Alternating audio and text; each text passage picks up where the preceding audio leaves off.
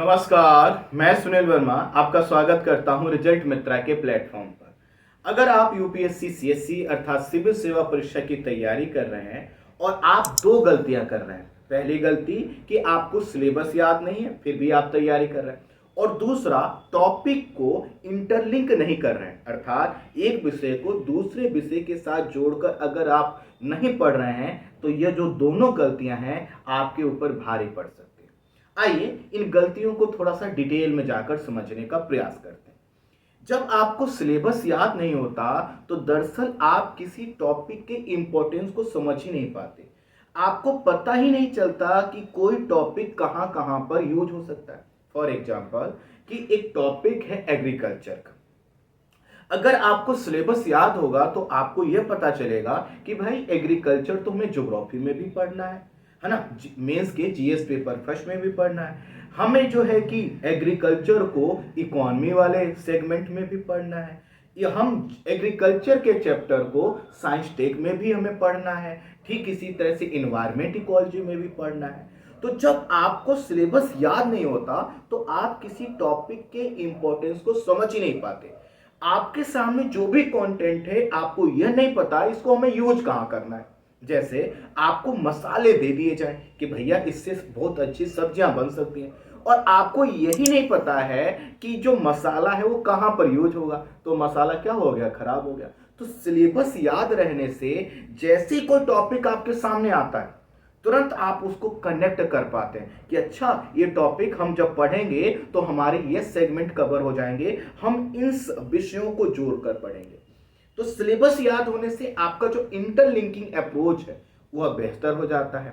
UPSC CSC में सिर्फ knowledge की जरूरत नहीं है, बल्कि यहां पर आपकी एनालिसिस कैपेसिटी, आपके अंदर किसी विषय को देखने के कितने डायमेंशन है, आप किसी चीज को कितने नजरिए से कितने एंगल से देखते हैं, इसका भी परीक्षण किया जा रहा है। तो होता क्या है कि जब आप किसी टॉपिक को दूसरे विषय से इंटरलिंक करने लग जाते हैं तो आपके सोचने समझने की जो क्षमता है वह बढ़ जाती है। आपके कॉपी में एक ही जो है कि प्रश्न के उत्तर में कई तरह के डायमेंशन आ जाते हैं। जैसे अगर आपने एग्रीकल्चर को geography economy science tech environment ecology से कनेक्ट करके पढ़ा है तो जब आप उसका आंसर लिखेंगे तो कभी भी आंसर जो है कि सिर्फ ज्योग्राफी वाला नहीं होगा, बल्कि आपका जो आंसर होगा वो मल्टी डायमेंशनल होगा।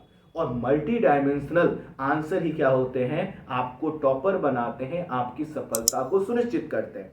और अगर आप ऐसा नहीं कर रहे हैं तो समझ जाइए कि आप सिर्फ किताबों के ढेर को अपने अंदर डालने का प्रयास कर रहे हैं, ये ढेर आपके काम नहीं आए। ये जरूर है कि यूपीएससी सीएससी में आपको लाभ वह नहीं देगा, इसलिए कोशिश ये कीजिए कि हमें सिलेबस को याद कर लेना है और टॉपिक को हमेशा इंटरलिंक करके हमें पढ़ना है। अब याद कैसे हो, तो उसके लिए क्या कीजिए, जहां पर आप पढ़ते हैं प्रीलिम्स का सिलेबस वहां पर चिपका दीजिए। याद मत कीजिएगा, बस उसको देखते रहिए। पढ़कर उठे, एक बार सिलेबस को देखा, कहीं घूम रहे हैं टहल रहे हैं, दिमाग में जो टॉपिक है उनको याद करते रहिए, रिवाइज करते रहिए। आप देखिएगा कुछ ही दिनों में ये सिलेबस आपका याद हो जाएगा। फिर क्या कीजिए, आप अगले जब आपको प्रीलिम्स का सिलेबस याद आ जाए तो फिर उसके बाद मेंस का जीएस पेपर फर्स्ट का सिलेबस केवल चिपकाइएगा, है ना। तो उस सिलेबस को भी 8-10 दिन देखिए, टॉपिक को देखिए कि अच्छा ये टॉपिक है, ये टॉपिक है, ये टॉपिक है। बार बार देखिए, याद करिए, रिकॉल कीजिए। जब जीएस पेपर फर्स्ट का पूरा सिलेबस याद हो जाए तो आप जीएस पेपर सेकंड का याद कीजिए। इससे क्या होगा कि कुछ ही दिनों में सभी टॉपिक आपके दिमाग में होंगे। जैसे ही आप न्यूज़पेपर खोलेंगे, मैगजीन खोलेंगे, कोई किताब खोलेंगे, कोई वीडियो देखेंगे तो आप उसको हर जगह पूरे सिलेबस से कनेक्ट कर पाएंगे।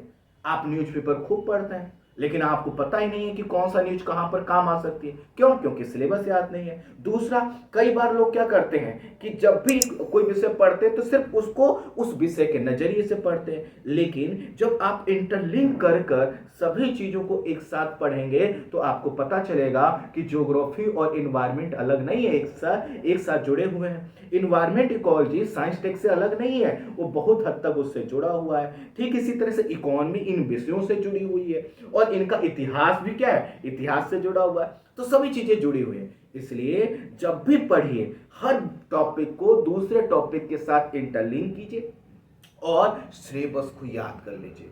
सिलेबस को याद किए बिना अगर आप यूपीएससी सीएससी की तैयारी कर रहे हैं तो दरअसल आप एक कहावत चरितार्थ कर रहे हैं। कौन सी कहावत?